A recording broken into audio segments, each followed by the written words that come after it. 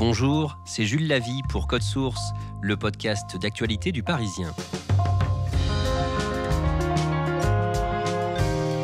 Elle a marqué l'histoire du rap français avec un album vendu à 700 000 exemplaires, Dans ma bulle, sorti en 2006.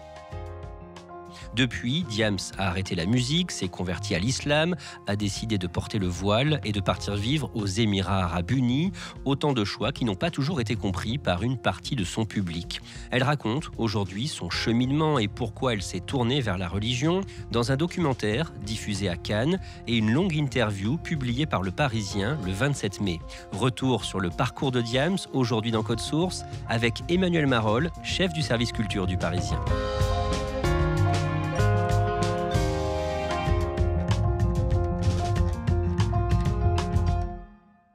Emmanuel Marolle, le dimanche 15 mai, à Paris, dans le salon d'un hôtel, vous rencontrez Diams pour une interview rare et exclusive pour Le Parisien. Racontez-nous cette rencontre. C'est une rencontre assez importante parce que ça fait très très longtemps qu'on ne s'est pas vu. C'est le genre d'interview que vous attendez avec à la fois de l'impatience et de l'appréhension. Diams, je l'ai beaucoup rencontrée, beaucoup interviewée à l'époque où elle était star du rap, chanteuse, musicienne. Et là, c'est pas du tout la même personne, a priori, que j'allais retrouver. Je suis assis dans le hall de l'hôtel.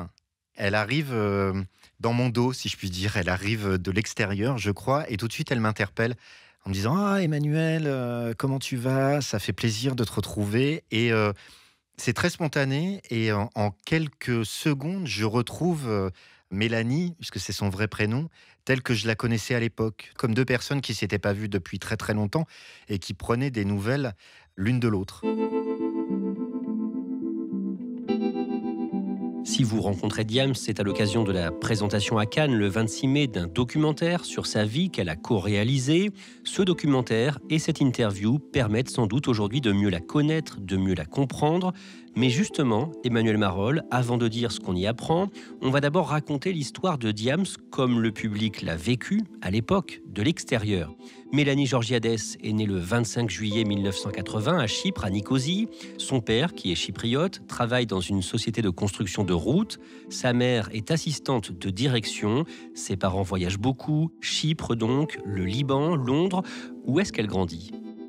Quand ses parents arrivent à Paris, elle s'installe dans le centre de la capitale, du côté du Champ de Mars. Et puis après, ses parents se séparent. Quand elle a 2 ans, son père part vivre en Grèce. Et là, sa mère se retrouve toute seule avec sa fille et commence à déménager en banlieue, à différents endroits. Et elle atterrit finalement dans l'Essonne, pas très loin d'Orsay, où elle grandit avec sa maman dans un petit pavillon de banlieue. Et puis peut-être avec un petit peu moins de moyens financiers quand elle a vécu toute seule avec sa mère. Quand elle est ado, à 15 ans, en 1995, Mélanie Georgiades fait une tentative de suicide. C'est vraiment le mal-être adolescent. Il y a vraiment le manque du père pour elle. Elle va le voir de temps en temps, quelques fois par an pendant les vacances en Grèce. Et puis au fil du temps, elle n'a plus vraiment de lien avec son père et elle en souffre intérieurement. C'est une ado un peu paumée, elle est déscolarisée ou quasiment. Enfin, en tout cas, elle n'est pas très très copine avec le milieu scolaire. Elle finit par faire une tentative de suicide qui est sans doute un appel au secours à cet âge-là. Mélanie Georgiades a aussi été victime de violences de la part de son compagnon quand elle avait 17 ans. Emmanuel Marolle, c'est dès l'adolescence qu'elle se lance dans le rap. Elle sort un premier disque en janvier 1999, à l'âge de 18 ans. À l'époque, il faut se souvenir qu'il y avait des possibilités comme ça pour des jeunes de banlieue qui écoutaient du rap, qui avaient envie d'écrire, qui avaient envie d'en faire, d'appeler une radio qui s'appelait Génération et qui permettait comme ça à des auditeurs de faire des freestyles à la radio. Et Mélanie, c'est ce qu'elle a fait un jour. Elle a vraiment marqué les esprits et l'animateur lui a dit Ah, comment tu t'appelles, mec, ou je sais pas quoi, un truc comme ça. Et elle lui dit non, mais je suis une fille. Et puis après, de fil en aiguille, elle rencontre des personnes qui gravitent autour du monde de la musique, du rap. Et puis à un moment, on lui propose un contrat pour faire un disque. Donc elle a une avance, elle a de l'argent et elle commence à travailler sur ce premier disque qui s'appelle Premier Mandat, qu'elle fait avec un acolyte. Je suis en cours, connard, l'équateur, c'est quoi pour toi, bâtard ? Je suis pas attardé, vois bien que le monde va mal. On navigue, on avance, on avance, c'est vrai qu'il va mal. C'était assez, je sais pas comment dire, mais impressionniste, un peu flou dans l'intention. Et c'est un disque qu'on a presque oublié, c'est-à-dire qu'il s'est vendu à quelques milliers d'exemplaires à peine. Son deuxième album, Brut de femme, sort en 2003 et il contient un tube DJ. Cette chanson, c'est une chanson hyper dansante qu'on peut reprendre en chœur. Elle est construite autour d'une vieille chanson des années 50 qui s'appelle Quien Sera. C'est un mambo qui a été repris par plein de gens, par Dean Martin, par Benny King, etc. C'est une jeune nana qui est dans une boîte de nuit et qui dit à une autre: Tu veux pas que je t'écratine, tu galères, ben viens, je te présente le DJ derrière les platines. Je suis pas une bombe latine, ni une bombe platine, DJ. Je suis pas une bombe latine, ni une bombe platine, DJ. Laisse-moi kiffer la vibes avec mon mec. Je suis pas d'humeur à ce qu'on me prenne la tête. En gros, viens pas me faire chier et va voir justement le DJ là. Je peux te le présenter si tu veux, d'où le nom de la chanson. Avec ce que j'aime. Non, non, non, non. Emmanuel Marolles, vous voyez Diams sur scène la première fois dans les mois qui précèdent la sortie de son troisième album, fin 2005, un concert organisé dans la banlieue de Lille. Son équipe me propose d'aller la voir en concert dans un quartier sensible, on va dire, de la banlieue lilloise.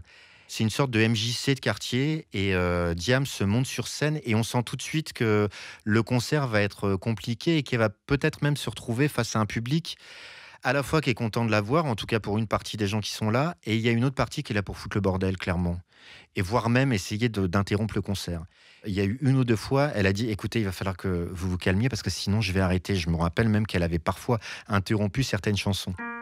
Son troisième album, Dans ma bulle, donc, sort le 6 février 2006 avec ce tube, La Boulette. Oui, La Boulette, c'est une chanson vraiment énorme. La Boulette, c'est elle. Elle se surnomme comme ça parce qu'elle est un petit peu rondouillarde et puis elle dit elle-même que toutes les petites nanas de l'époque qui ont un peu de problème avec leur physique, on peut les considérer comme des boulettes. Elle parle d'elle dans cette chanson, mais pas seulement. Elle parle aussi de la jeunesse de l'époque. Comme un goût de haine quand je marche dans ma ville, comme un goût de gêne quand je parle de ma vie, comme un goût d'aigreur chez les jeunes de l'an 2000, comme un goût d'erreur quand je vois le tour de suicide. Donc c'est vraiment une façon à la fois d'être dans l'intime, dans ce qu'elle ressent elle, et puis aussi de regarder ce qui se passe autour d'elle. Et là, le refrain, c'est quelque chose qui va faire de cette chanson un hymne. Alors ouais, on déconne, ouais, on étonne, non, non, c'est pas l'école qui nous a dicté nos codes, non, non. Génération, non, non. En gros, la vie, moi, Diams, je ne l'ai pas apprise sur les bancs de l'école et en allant au collège ou au lycée, je l'ai appris dans cette vie quotidienne et dans cette façon d'observer le monde qui m'entoure. Dans cet album, il y a aussi Ma France à moi. Ma France à moi, c'est une vraie chanson engagée à l'époque. Et elle oppose sa France à elle, d'où le titre, Ma France à moi, à une France qui va aimer un certain nombre de choses qui ne sont pas du tout ses valeurs à elle, et encore une fois, les valeurs de la jeunesse de l'époque. Ma France à moi, elle parle fort. Elle vit à bout de rêve, elle vit en groupe, parle de bled et déteste les règles. Elle sèche les cours le plus souvent pour ne rien foutre. Elle joue au foot sous le soleil, souvent du coca dans la gourde. Et au bout d'un moment, cette chanson, elle bascule dans autre chose et comme un cri du cœur, même dans sa voix, la voix se fait plus violente, plus intense.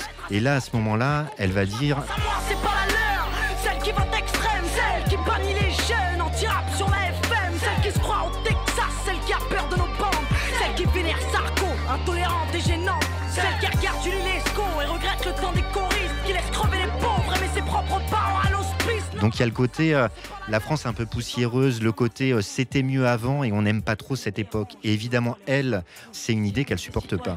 Alors aux armes, la jeunesse, ma France à moi leur tiendra tête jusqu'à ce qu'ils nous respectent. Emmanuel Marolles, il faut aussi dire un mot d'un autre titre, Jeune demoiselle. Bah là, c'est Diams intime. Donc en gros, elle fait un peu son CV idéal et son casting idéal du mec qu'elle recherche. Jeune demoiselle recherche un mec mortel, un mec qui pourra me donner des ailes, un mec fidèle et qui n'a pas peur qu'on l'aime. Donc si t'as les critères, babe, laisse-moi ton email. Donc voilà, c'est une chanson féminine à défaut d'être féministe, Jeune demoiselle. Un mec qui rêve de famille et de toucher le ciel. Donc si t'as les critères, babe, laisse-moi ton email. Et cet album, Dans ma bulle, est un énorme succès. Oui, l'année de sa sortie, c'est le disque qui se vend le plus en France. Il dépasse les 700 000 exemplaires. C'est un énorme carton. À l'époque, c'était extrêmement rare. On avait connu des gros succès populaires avec NTM, avec IAM, avec MC Solar, mais c'était des gens qui étaient installés depuis très longtemps. Et d'un seul coup, il y a cette petite rappeuse qui arrive avec ses chansons hyper percutantes et qui vend 700 000 exemplaires en une année. Diams fait un face au lecteur du Parisien, une interview événement menée par un panel de nos lecteurs, publication le jeudi 25 mai 2006, la une et les pages 2 et 3 du Parisien. C'est une forme de consécration pour elle ? Elle est vraiment contente de faire cet exercice parce qu'elle mesure l'importance du face au lecteur du Parisien. C'est peut-être la plus jeune artiste qui fait un face au lecteur au Parisien à cette époque-là. Et c'est la première rappeuse de mémoire. On n'a jamais fait un face au lecteur, c'est quand même 2 pages dans le Parisien, avec quelqu'un qui vient du monde du rap à cette époque-là. Et puis le Parisien, c'est son journal. Quand le face au lecteur s'est terminé, elle avait dit « Je suis super fière de l'avoir fait ». Vous êtes devenu la numéro 1. Ouais, paraît-il, Courtisée, maintenant, on imagine. on reste jamais très longtemps numéro 1, donc l'idée c'est de rester.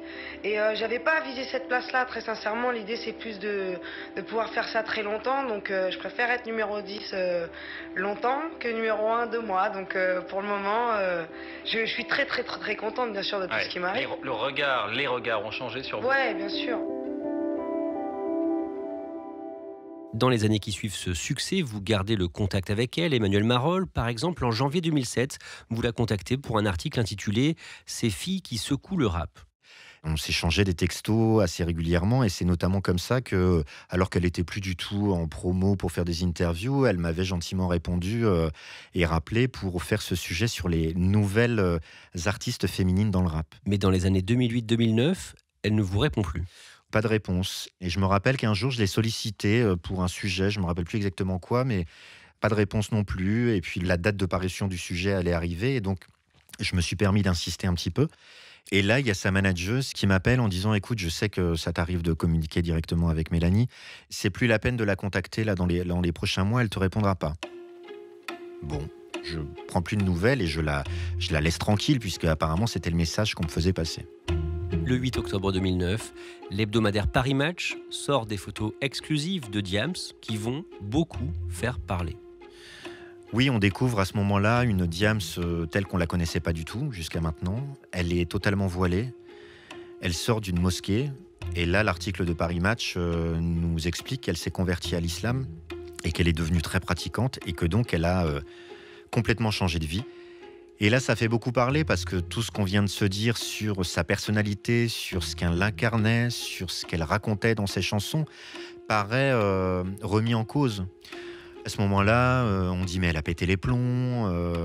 C'est un modèle absolument désastreux pour les jeunes filles de banlieue qui la prenaient jusqu'à maintenant pour un modèle d'émancipation. Donc ça a été des commentaires assez violents parce que c'était des questions sans réponse, finalement. On se disait, mais qu'est-ce qui lui arrive ? Quelques semaines plus tard, le 16 novembre, elle sort un nouvel album et on comprend à ce moment-là que ce sera sans doute le dernier, album intitulé SOS. Emmanuelle Marolle, ce disque, vous l'écoutez en avant-première avec d'autres journalistes à Paris, dans les bureaux de la maison de disques EMI. On est rassemblés dans l'auditorium d'EMI où on nous dit, vous allez écouter l'album de Diams, elle ne parlera pas, elle ne fera pas d'interview, et c'est la seule possibilité d'écouter l'album avant sa sortie. Donc on se retrouve à plusieurs dizaines de journalistes, la salle est pleine et le disque est diffusé. C'est un disque qui s'appelle SOS et qui porte bien son nom parce qu'on sent à travers ça toute la souffrance par laquelle Diams est passée. Elle dit par exemple dans une chanson qui a un titre anglais qui s'appelle I Am Somebody, donc je suis quelqu'un littéralement. Petite star, je suis fini, vu de la clinique psychiatrique, j'en sors en vrac, les médocs me montent au crâne. Donc on en conclut, il y avait eu des rumeurs, mais on en conclut à travers ça que effectivement elle a fait un séjour en hôpital psychiatrique. Et puis l'album se termine par une chanson qui est assez incroyable, qui s'appelle Et si c'était le dernier. C'est une chanson de 10 minutes où elle hurle, elle pleure, elle raconte sa descente aux enfers. Ces putains de médocs sont venus me couper les jambes au fil du temps, sont venus me crier les neurones. Ces charlatans de psy ont bien vu briller mes neurones. Donc on est tous un petit peu estomaqués par ce qu'on entend. Et le dernier couplet, Diams apparaît dans la salle, elle le rappe en direct devant nous. Avec énormément d'émotion, on sent qu'elle est au bord des larmes, mais elle est là. Elle est présente, ça fait plaisir de la voir, de la revoir physiquement. Et elle ajoute juste à la fin de la chanson, à notre intention, « Je voulais juste dire à ceux qui se posent des questions que je vais très bien. » Et c'est le seul moment, pendant des années, où elle s'est adressée directement aux journalistes. Comment se vend ce disque ? Beaucoup moins bien que dans ma bulle. C'est moitié moins à l'arrivée, quelques centaines de milliers d'exemplaires, parce qu'il y a une partie du public qui l'a lâché, clairement. La tournée, c'est pareil, elle est beaucoup moins importante que la tournée de Dans ma bulle. À l'époque, elle avait fait une cinquantaine de zéniths. Là, c'est des plus petites salles de 2000 places. Elle finit par une belle date à Paris, mais c'est pas du tout le triomphe de Dans ma bulle. Diams va vivre à l'étranger, notamment au Maroc puis aux Émirats arabes unis. En 2012, elle publie un livre racontant son parcours, livre intitulé Autobiographie, et à cette occasion, elle répond à l'émission 7 à 8 sur TF1. Au moment où je décide de me convertir, j'avertis mes proches, j'avertis les gens qui travaillent avec moi, et il s'avère que en fait j'ai été prise de court par la presse à scandale, quoi. Effectivement, c'est un tremblement de terre. On vous voit en photo sortant de la mosquée et le monde entier découvre que Diams, la rappeuse, effectivement, porte le voile. Ouais. Ah, ça, c'était du vol. On m'a volé. On m'a volé une partie intime de ma vie. On m'a volé. Votre mère savait pas. Ma mère ne m'avait jamais vu habillée comme ça, ni mes grands-parents, ni mon oncle, ni mes amis. Tout le monde a perdu pied, hein. Mon entourage proche, certes, mais les gens qui travaillaient avec moi, j'ai perdu quasiment une grande partie de mon équipe parce que plus personne n'avait confiance. Et puis ensuite, plus rien ou presque pendant 10 ans. Que fait-elle pendant ces 10 années ? Elle se reconstruit personnellement parce que la musique, le succès, la pression, tout ça l'a beaucoup abîmée. Et puis elle construit une famille, elle se marie une première fois, elle a une fille qui s'appelle Mariam. Après, elle se sépare de son premier mari, elle divorce et elle s'est remariée. Et aujourd'hui, elle a 2 autres fils, Abraham qui a 7 ans et Lukman qui a 5 ans. Et parallèlement, elle a créé une association qui s'appelle Big Up, une association humanitaire qui vient en aide notamment aux orphelins en Afrique. Elle a aidé à l'aménagement d'un orphelinat au Mali. Et après, elle a mené des actions dans différents pays, des actions plus ponctuelles. Et tout ça grâce à ce qu'elle a gagné au moment où elle a triomphé dans la musique. Ce qu'il faut comprendre, c'est que sa maman, travaillant dans une maison de disques, a très très bien géré les choses pour elle. Elle s'est mise à gagner énormément d'argent quand elle a vendu beaucoup de disques. Ce qui fait qu'aujourd'hui, encore, elle continue à pouvoir vivre de la musique. Vous renouez le contact avec elle sur Instagram en 2019. Ensuite, vous échangez de façon épisodique, notamment chaque début d'année. Et au printemps, le 29 avril, est annoncée la sortie prochaine d'un documentaire sur la vie de Diams, produit pour la plateforme de vidéo Brutix. Oui, ça a été une surprise qui est venue du Festival de Cannes. L'événement était en train de dévoiler sa programmation et a annoncé une séance spéciale avec un film qui s'appelle Salam, co-réalisé et co-écrit par Mélanie Georgiades, en l'occurrence Diams, qui suscite instantanément de la curiosité. On sait à ce moment-là pas grand-chose du documentaire, si ce n'est que ça va raconter la vie de Diams, ou en tout cas ce qu'elle est aujourd'hui. Grâce à ce documentaire que vous avez vu et à la longue interview exclusive que Diams vous a accordée le dimanche 15 mai, vous en savez beaucoup plus aujourd'hui sur ce dont souffrait la rappeuse et sur ce qu'elle vivait en 2007, 2008, 2009. Et là, on revient en arrière. Diams raconte, en résumé, qu'à cette période, elle n'arrivait pas à vivre. En fait, elle dit elle-même qu'elle était son plus grand mystère. C'est ce qu'elle dit dans le documentaire. Quand elle descend de scène, quand les lumières s'éteignent, elle souffre de solitude dans tous les sens du terme. C'est-à-dire qu'elle est habitée par une forme de mal-être. Alors elle m'a dit pendant l'interview, et elle en parle dans le doc, qu'il y avait une forme de peur de la mort qui la hantait depuis toujours ou presque. Et puis elle est enfermée dans une vie d'artiste et de star qui lui convient pas complètement. Elle me disait pendant l'interview, le moment suspendu, le moment génial que je vivais tous les jours, c'était les 2 heures où j'étais sur scène. Sauf que après, il y avait les 22 autres heures avant le prochain concert. Et là, c'était une souffrance permanente. Sauf qu'elle n'a pas le droit de souffrir. Quand elle commençait à dire aux gens autour d'elle « je vais pas bien », ils disaient « mais de quoi tu te plains ? T'as l'argent, t'as le succès, tout le monde t'adore. Mais tu te rends compte, les gens qui sont vraiment malheureux autour de toi, il y a des gens qui crèvent de faim et toi, tu te plains ?» Elle m'expliquait ça dans l'interview. Elle dit « mais il n'y a que des gens qui sombrent dans des dépressions profondes et qui connaissent des vraies maladies psychologiques, voire psychiatriques, qui peuvent comprendre ça. » Un jour, en janvier 2008, sa manageuse, Nicole, se rend compte de son mal-être. Oui, c'est un témoignage qu'on voit dans le documentaire. Nicole Schluss, qui est sa manageuse, qui a été aussi la manageuse de M, de Vanessa Paradis, raconte qu'elle déjeune avec Mélanie à Paris et qu'à un moment, Mélanie relève ses manches comme ça pour montrer ses avant-bras. Et là, elle se rend compte qu'elle a des scarifications sur les bras. Mais comme si c'était un appel au secours, finalement, parce qu'elle se scarifie les bras, mais aussi le visage. Et elle me disait pendant l'interview, mais j'ai revu des photos qui étaient parues dans la presse à l'époque, et les gens pouvaient croire que j'avais juste une égratignure, enfin un truc bizarre, alors qu'en fait, moi, je savais très bien que c'était ça. Diams est accueillie dans un hôpital psychiatrique.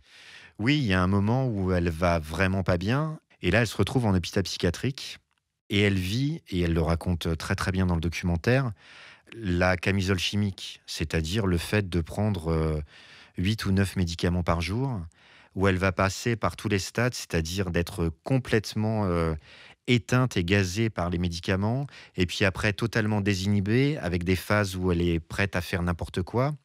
Elle voit un psy 20 minutes par jour, et elle me disait, mais moi je me retrouvais à l'hôpital, où je passais d'une suractivité artistique à rien, et on me proposait simplement de voir un psy pendant 20 minutes. Mais moi, c'était pas 20 minutes que j'avais envie de parler avec quelqu'un, c'était 5 heures, c'était des heures, toute la journée.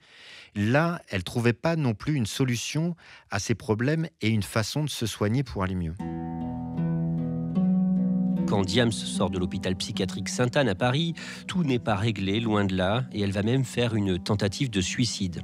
Plus tard, un soir, Diams dîne avec son amie chanteuse Vita. Vita et Diams sont les meilleures amies du monde. Elles ont fait un duo qui s'appelait Confession Nocturne. Et donc, elles dînent ensemble. Et puis, il y a une copine de Vita qui est là. Et puis, cette copine en question, à un moment, dit moi, je vous laisse, je vais prier. C'est une musulmane. Et donc, elle a son rituel qu'elle veut faire à ce moment-là. Et Diams, très spontanément, comme ça, sans se poser plus de questions, lui dit je vais te suivre, j'ai envie de le faire aussi. Et donc, elle se prosterne, elle fait la prière. Et c'est une vraie révélation pour elle. C'est une révélation quasi physique, c'est-à-dire le fait d'avoir le front, le visage par terre comme ça et de se prosterner. Elle sent à ce moment-là un bien-être et une connexion à Dieu. C'est quelque chose qui, pour une fois, à ce moment-là, alors qu'elle ne sait pas comment s'apaiser, l'apaise instantanément. Quelque temps plus tard, Diams et Vita sont en vacances dans l'océan Indien sur l'île Maurice. Une nuit, sous les étoiles, elle est sur la plage et elle commence à lire les 100 premières pages du Coran. Et là aussi, c'est une seconde révélation pour elle. C'est-à-dire que toutes les interrogations qu'elle avait par rapport à la vie, la mort, elle a le sentiment à ce moment-là de trouver les réponses dans le Coran. Et là, à ce moment-là, elle se dit « il faut que je change de vie, il faut que je change des choses ». Et elle fait une liste de ses envies. En premier, elle met « appeler ma mère » pour lui raconter tout ça. 2, changer de numéro. En gros, tous les gens qui ont mon numéro de l'époque où j'étais artiste, il faut qu'ils l'aient plus. 3, me convertir.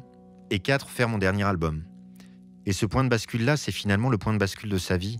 C'est-à-dire qu'à ce moment-là, elle se dit « Diams, c'est terminé. En tout cas, Diams, tel que tout le monde l'a connu, c'est derrière moi et ça ne sera plus possible. » Elle a pu être accusée de faire du prosélytisme, mais elle s'en défend. Oui, parce qu'elle raconte son histoire personnelle. Elle me dit, à l'époque, on disait ouais, t'es une porte-parole des filles de banlieue, t'es un modèle, etc. Elle dit, mais moi, j'ai jamais voulu être ça. Et puis, on a commencé à faire de moi une porte-parole politique, une porte-parole de banlieue, etc. Et là, c'est la même chose. C'est-à-dire qu'elle vit sa foi musulmane personnellement, et elle n'est pas du tout là pour faire du prosélytisme. Est-ce qu'elle dit pourquoi elle a choisi de porter le voile ? Elle me dit dans l'interview que le voile, pour elle, c'est quelque part, c'est pas un sujet, en fait. Que c'est un choix personnel et que le cheminement pour se rapprocher de Dieu, ce qui lui fait du bien, bah, ça passe par un certain nombre de choses. Ça passe par le jeûne, ça passe par le fait d'aider l'orphelin, et ça passe par le fait de porter le voile tel qu'elle le porte. Mais elle ajoute, mais ça n'engage que moi, surtout. Emmanuel Marolles, pendant cet entretien, est-ce que vous la sentez heureuse ? Je la sens vraiment heureuse. Je l'ai sentie apaisée avec son histoire, avec son passé. Elle s'en est beaucoup posé des questions, mais maintenant elle a trouvé des réponses. Et il y a une scène qui est très très forte dans le documentaire, c'est Diams qui revient aujourd'hui dans le Zénith de Paris, où elle a triomphé à l'époque, dans un Zénith qui est totalement vide, où on la voit sur scène. On sent qu'elle est contente d'y retourner, c'est ce qu'elle m'a dit. Elle a ajouté, quand on en a discuté, à l'époque, les salles étaient pleines, mais moi j'étais vide. Et là, aujourd'hui, quand j'y suis revenu au Zénith, la salle était vide, mais moi j'étais pleine. Parce que je vais bien aujourd'hui. Ne viens pas faire le gangster. À mes yeux, t'es qu'un mortel. Tu vas crever tout comme moi, tout comme elle. Tu vas mourir et puis qu'est-ce que t'auras laissé? Que de la merde, je te conseille de mettre ton cœur à l'essai. Car j'ai compris après des années d'égarement que ni les hommes ni l'argent ne font le bonheur des gens. Aucun humain n'a eu le pouvoir de me soigner quand après la gloire dans le noir je me suis noyé. Merci à Emmanuel Marolles. Cet épisode de Code Source a été produit par Thibault Lambert, réalisation Pierre Chaffanjon. Code Source est le podcast d'actualité du Parisien.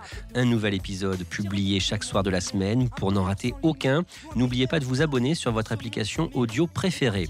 Vous pouvez échanger avec nous sur Twitter, @codesource, ou nous écrire codesource@leparisien.fr. Tout ce que je mérite c'est un royaume, pas d'avoir à faire des courbettes devant des clowns et des gnomes. Je prône l'honneur d'un peuple, celui de nos pères et nos mères. Lève ta main en l'air.